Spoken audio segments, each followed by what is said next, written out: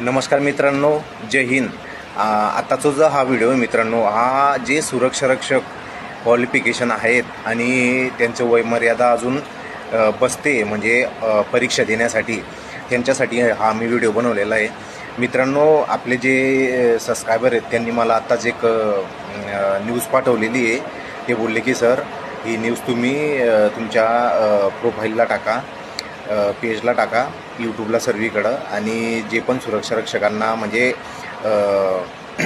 Online परीक्षामध्ये पात्र आहेत, समजा वयमर्यादा आहे, त्या सुरक्षारक्षकांनी हा फॉर्म भरावा। मित्रांनो, विषय असा आहे की शासकीय आयुर्वेदिक महाविद्यालय व रुग्णालय नांदेड येथे गट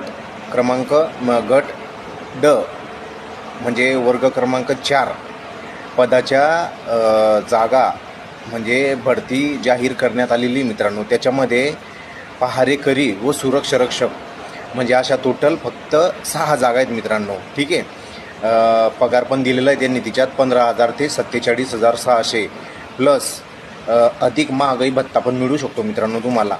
निवड प्रक्रिया सरळ सेवा, ऑनलाईन परीक्षा, ठीक आहे मित्रांनो। हा फॉर्म तुम्ही भरून घ्या मित्रांनो। ज्या सुरक्षारक्षकांना काहीतरी पुढे जाऊन म्हणजे बोलतो ना आपण गव्हर्नमेंट अंडरटेकिंग समजा, म्हणजे कसं शासकीय आयुर्वेदिक व रुग्णालय येथे पहारेकरी किंवा सुरक्षारक्षक म्हणजे डायरेक्ट त्यांच्या डिपार्टमेंटमध्ये ह्या जागा निघालेल्या आहे मित्रांनो। तर फॉर्म भरून घ्या ज्या ज्या सुरक्षारक्षकांचं आहे, चला बघा काहीतरी, तर त्या सुरक्षारक्षकांनी फॉर्म भरून घ्या मित्रांनो। नशीब असेल तर 100% काम होणार। अंतिम तारीख 8 ऑक्टोबर 2025, ठिकाण राहणार आहे नोकरीचं नांदेड मित्रांनो।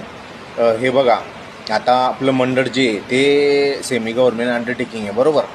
तर माझं असं म्हणणं आहे की शासकीय आयुर्वेदिक महाविद्यालय आणि रुग्णालय म्हणजे ह्याच ठिकाणी ते ड्युटीला म्हणजे ड्युटीसाठी आहे आणि ठिकाण आहे नांदेड।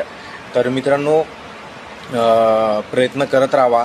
जिथं कुठं जागा निघत असतील पहारेकरी किंवा सुरक्षारक्षक, तर तुम्ही अप्लाय करा की जेणेकरून तुम्ही एक म्हणजे वेगळी पोस्ट आहे मित्रांनो, म्हणजे हाय सुरक्षारक्षकांचीच, पण ती डायरेक्ट शासकीय राहील तुमची डायरेक्ट, ओके। तर त्याच्यासाठी मी हा व्हिडिओ बनवतो आहे मित्रांनो। बघा, बरेच सुरक्षारक्षक असे आहेत की ते ड्युटी करून MPSC UPSCचा अभ्यास करताय, कोणी पोलीस भरतीचा अभ्यास करते, ग्राउंड करते, कारण की अजून वयमर्यादा आहे। बऱ्याच जे सुरक्षारक्षक आहेत आपले की त्यांचं वय एज लिमिट आहे अजून, तर त्यांनी प्रयत्न करणं सोडू नका मित्रांनो, कारण की प्रयत्नाला यश 100% येतच। हे बघा मित्रांनो, तुमची ड्युटी चालूच आहे बरं, परंतु या ड्युटीमध्ये राहून तुम्ही सरळ सेवा भरती, पोलीस भरती, जे काही तुमची इच्छा आहे होण्याचं, काहीतरी मोठं होण्याचं, अधिकारी होण्याचं, तर तुम्ही जोपर्यंत वय तुमचं आहे तोपर्यंत तुम्ही फॉर्म भरून घ्या मित्रांनो। तर त्याच्यासाठी मी हे जाहिरात टाकतो आहे। आपले जे सबस्क्रायबर आहेत ते ऑलरेडी झालेले आहेत सुरक्षारक्षक म्हणून, तिथं नेमणूक झालेली त्यांना आता काहीतरी 5-6 महिने झालेले आहेत मित्रांनो। तर त्यांनी मला फोन करून विचारलं होतं की सर, ही भरती एक्झॅक्टली कशी आहे आणि कुठं ड्युटी लागणार। तर मित्रांनो, त्यांना मी डिटेल्स विचारलं होतं की तुम्ही कसे फॉर्म भरले होते, काय भरले होते, तर ते बोलले की सरळ सेवा ऑनलाईन आम्ही परीक्षा दिली होती, त्याच्यात आम्ही पात्र पण झालो।